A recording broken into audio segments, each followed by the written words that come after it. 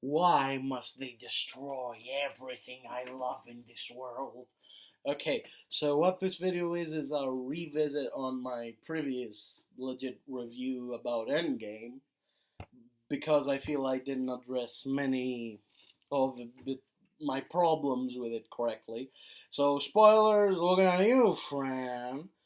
Um, my biggest problem with Endgame, and what I think it's both its blessing and its curse, is that it feels 100% like a fan movie, which is totally fine if it's just a D-list movie that's not important to the main story and it's just about laughs and giggles. But when it's what is supposedly the conclusion of this universe that's been built for uh 12, 11 years now, it feels a bit wrong for me to end it in just what seems to be a big pile of cool things happening.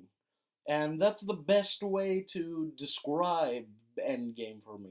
It's a compilation of cool things happening. And I feel that's a huge disservice to how they just ended such characters as Iron Man and Captain America with the movie like that, but like I can't say I hate it. It's just fine. That's my biggest problem with it. It's just fine. It's nothing special, and again, I had high expectations for that. Just like I said last time. There are some like little nitpicky stuff, like the fact that uh, Iron Man's kid didn't even cry in his own funeral. It's like tiny crap. I can forgive that. Um, Captain Marvel did nothing in the whole movie. There were some really dumb jokes that went nowhere and were annoying after a while. Like, look, guys, it's Thor playing Fortnite. Isn't that funny? Because Fortnite is the thing that kids play today, right? That joke's not gonna get old in like 1 or 2 years from now when Fortnite is dead. But I can forgive that. Another annoyance in the movie for me, and I'm probably just end it here, is Iron Man's death was for nothing, because think about it. All the superheroes were already beating Thanos' army. Captain Marvel blew up his spaceship, and then Tony grabbed the glove. Why did he need to snap his fingers? They were winning anyway, and apart from that, even if they were losing, you have the glove and all 6 stones. Why do the snap? That's not the only use of the glove. Like we saw in Infinity War, that with just 4 stones, in many creative ways, Thanos was able to defeat most of the Guardians of the all of the Guardians of the Galaxy except Gamora and and Rocket. Yeah, they were. I forgot about that. And also Iron Man and Doctor Strange with just 4 of them. So Iron Man could just use them. He doesn't need to do the snap. And besides, another like nitpicky nerd thing, because I'm an asshole and I need to tear everything apart, is in Infinity War, the snap wasn't what made Thanos how he was in the beginning of the movie.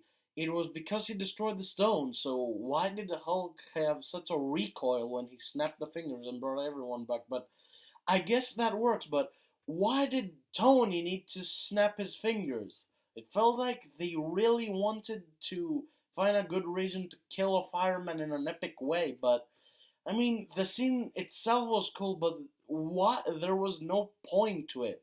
I didn't feel as an audience member that that was needed, and it felt like he just died for nothing. Maybe if they made it more dramatic, maybe if more reinforcements were on the way, the heroes were losing, everyone was on the ground.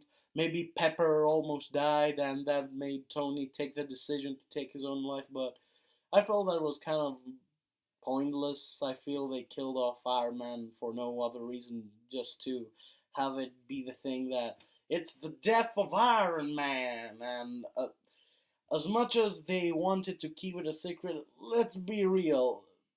Almost everyone expected Iron Man to die in this movie. Not only because, at least here in